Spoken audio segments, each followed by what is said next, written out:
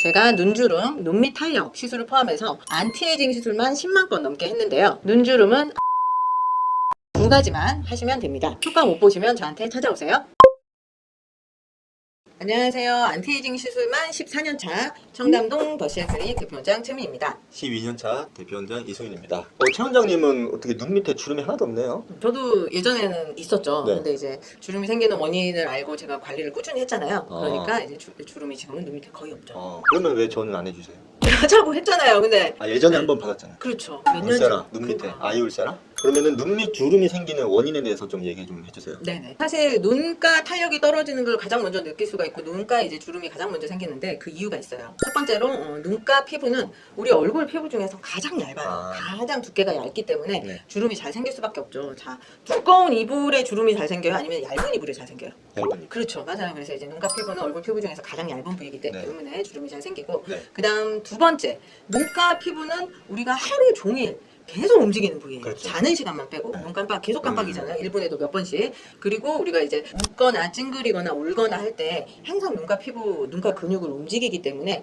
하루 종일 움직이는 피부입니다. 그렇기 때문에 사실 이제 주름이 가장 먼저 생기는 부위고요. 네. 그다음 마지막으로 이것도 중요한데 눈가 피부는 피지선이 거의 없어요. 그렇기 때문에 가장 건조한 피부거든요. 네네. 우리가 이런 코나 볼이나 이런 데는 시간이 지나면은 막 이렇게 번들번들해진다 네네. 그러잖아요. 근데 눈가 피부는 피지선이 없기 때문에 절대로 번들거리지 않는 피부죠. 그래서 우리 얼굴 피부 중에서 가장 건조한 부위이기 때문에 탄력이 가장 먼저 떨어지고 주름이 가장 먼저 생기는 부위입니다. 네네. 병원에 이제 보통 눈가가 나이 들어 보인다고 하면서 이제 오시는 분들이 대부분이신데 사실 그 원인이 조금은 달라요. 그래서 원장님 이상하게 이제 몇 년 전부터 눈밑이 자꾸 나이 들어 보여요. 이제 눈밑 탄력이 떨어져 보여요. 이렇게 이제 오시는 경우는 일단은 첫 번째 여기가 눈밑이 아까 말씀드린 것처럼 노화가 일찍 진행이 되면서 자글자글하게 잔주름이 생긴 경우 이런 경우 때문에 노화돼 보이는 경우가 있을 수 있고요. 그 다음 두 번째 나이가 들어가면서 눈밑 지방이라고 아이백이라고 하는 부분이 있거든요. 그 부분이 유난히 돌출이 많이 되는 분들이 있어요. 그래서 이제 눈밑이 불룩해 보이게 되는데 그런 분들은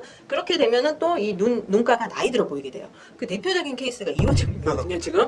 근데 이 원장님 보면은 아이백이 있어요. 아이백 여기 눈밑 지방이 조금 돌출이 되는 그런 타입이신데 이렇게 눈밑 지방이 돌출돼서 이제 나이가 들어 보이는 경우. 그 다음 세 번째는 이제 반대로 눈밑이 푹 꺼져서 우리가 이제 눈물고랑이라고 하는데 눈밑이 오히려 이렇게 푹 꺼져서 안으로 쑥 들어가서 눈밑이 이제 나이 들어 보이는 경우가 있죠. 그리고 이제 또 눈밑뿐만 아니라 눈가에 주름을 고민하시는 분들이 많은데 사실 눈가는 표정 주름이에요. 그래서 가만히 있을 때는 조금 주름이 덜 보이지만 이렇게 웃거나 찡그리면 이렇게 까마귀 발처럼 이런 이제 주름이 생기는 경우가 있죠. 이거는 눈웃음을 많이 치시는 분들이나 잘 웃으시는 분들 이런 분들한테 이제 먼저 생기는 경향이 있어요. 그거는 이제 저희가 보통 눈가 주름, 눈밑 주름이라기보다는 눈가 주름으로 그렇게 이제 분류를 하고 있습니다. 그럼 최 원장님 그 눈 주변에 그 관리를 하신다 그랬잖아요. 그렇죠. 네. 그 홈케어 뭐 하시는 거 있으세요?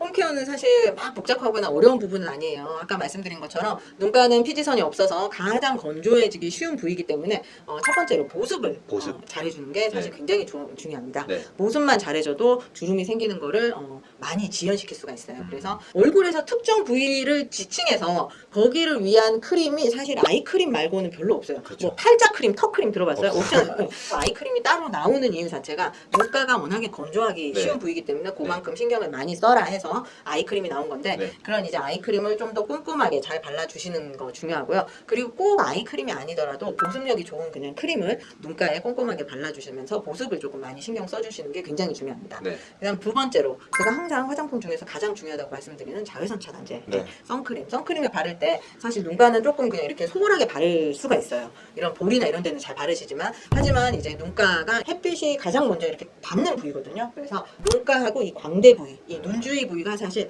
햇빛이 가장 먼저 잘 닿을 수 있는 부위이기 때문에 자외선 차단제를 바를 때 눈가도 꼼꼼하게 신경 써서 잘 발라주시는 거를 추천을 드리고요. 그리고 햇빛이 센 날, 그리고 야외 활동을 많이 하시는 날에는 선글라스 착용을 꼭 해주시는 게 좋죠. 네. 그러면은 네. 저도 그 아이크림 네. 바르면은 네. 그거 엄청 좋나요? 엄청 좋진 않아요. 사실 이제 이 원장님 같은 경우에는 이미 늦었어요. 홈케어로 복구하는데 한계가 있어요, 사실. 근데 이제 지금 이제 사실 홈케어로 어떻게 좀 해볼 단계는 아니고 시술의 도움이 사실 필요한 단계입니다. 네. 어떻게 어떤 시술 받아야 되나요? 뭐 이제 요즘에 눈밑지방 제거라든지 눈밑지방 재배치라든지 이런 수술로 해결할 수도 있는데 수술을 아직은 아닌 것 같다. 수술이 무서운 경우. 수술이 무섭다. 이래서 비수술적인 방법으로 개선을 원하시는 분들도 많이 있어요. 너무 무섭다. 이게 아까 말씀드린 것처럼 눈밑 탄력이 떨어지는 원인이 여러 가지가 있는데 그 원인에 따라서 필요한 시술이 조금 달라지게 돼요. 네. 이 원장님 같은 케이스는 지금 눈밑지방 아이백이 지금 돌출이 돼 있는 케이스거든요. 그래서 이렇게 눈밑이 불룩해 보여서 나이 들어 보이는 그런 이제 경우인데 이런 경우 이 원장님처럼 눈밑 아이백, 눈밑지방이 돌출된 경우는 아이 울세라 시술을 받을 수가 있어요. 네. 아이 울세라는 초음파를 이용한 이제 장비 시술이고 눈밑이 꺼진 분들보다는 이렇게 눈밑지방이 있어서 눈밑이 좀 불룩해 보이는 분들이 효과를 아이 울세라로 그러면 개선을 시킬 수가 있습니다. 여기에 직접적으로 울세를 쏴요? 그렇죠, 그렇죠. 그 다음에 또 부가적인 효과로 우리가 나이가 들면 눈밑만 문제가 아니라 윗눈꺼풀도 처지거든요. 네, 눈꺼풀이 이렇게 처지게 돼요. 그 이유는 이마 쪽에서 사실 이렇게 눈썹이 밑으로 처지기 때문에 눈이 점점 처져가는 그런 증상을 느끼게 되는데 이 눈썹 뼈에서 이마 쪽으로 아이 울세라 시술이 들어가서 여기를 자연스럽게 수축시켜서 윗눈꺼풀 리프팅 효과를 볼 수가 있습니다. 그리고 아이 울세라 시술 같은 경우에는 눈가 근처, 안구 근처에서 시술이 이루어져요. 실제로 제가 시술을 할 때 눈을 감으시고 여기 위쪽에서 안구 위쪽에서 이렇게 눌러가면서 사실 시술이 되거든요. 그렇기 때문에 아주 세심하고 훨씬 더 세심하고 꼼꼼한 시술이 필요한 부위인 거죠. 그럼 아이 써마지에 대해서도 얘기 좀 해주세요. 그렇죠. 눈가 시술의 사실 양대 산맥이 아이 울세라고 아이 써마지거든요. 네. 근데 보통 이제 차이점을 잘 모르시는 경우가 네. 많으세요. 아이 써마지 같은 경우에는 이렇게 불룩한 경우 말고 눈밑이 오히려 이렇게 꺼져 보이면서 잔주름이 많은 경우. 자글자글? 그렇죠. 그래서 이제 눈밑이 뭔가 이렇게 자글자글한 경우에 눈밑 피부가 얇고 많이 자글자글한 경우에 그런 경우에 아이 써마지 시술을 하면은 많은 효과를 볼 수가 있습니다. 조금 더 이제 명확하게 구분해서 말씀드리면 눈밑이 좀 꺼져 있고 잔주름 때문에 자글자글한 해서 나이 들어 보이는 경우에는 아이 써마지 시술.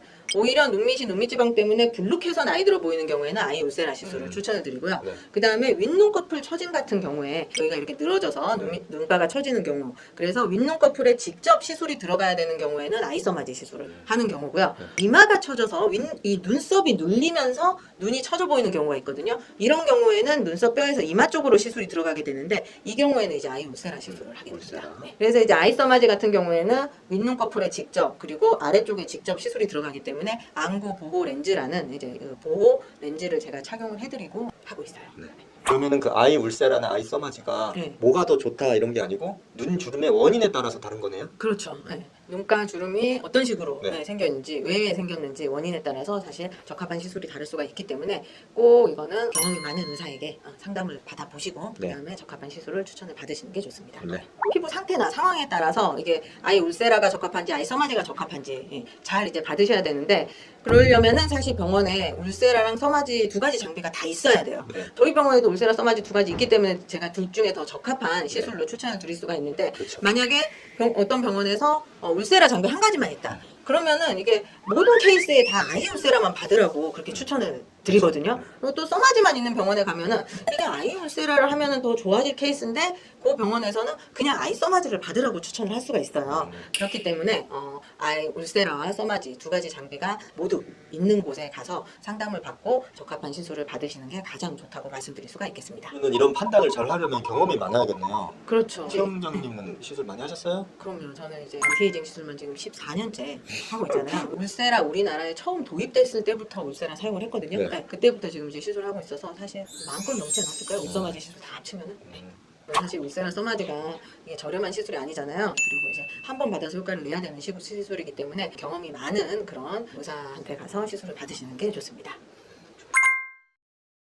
이번 시간에는 눈 주름을 효과적으로 개선하는 방법에 대해서 말씀드렸는데요. 다시 한번 정리해드리자면 첫 번째로 눈가 주름의 원인이 뭔지 파악을 하셔야 되고요. 집에서 홈케어로 관리하는 방법도 있는가 하면 피부과에 방문해서 내 주름의 원인에 맞는 시술을 받으시는 방향도 있습니다. 그래서 나에게 맞는 시술이 무엇인지 알기 위해서는 반드시 경험이 풍부한 의사에게 상담을 받으시고 안전한 시술을 받으셨으면 좋겠습니다. 이번 영상을 통해 눈 주름을 없애고 10년 젊어지셨으면 좋겠습니다. 그러면 다음 안티에이징 이야기로 찾아뵙겠습니다. 감사합니다.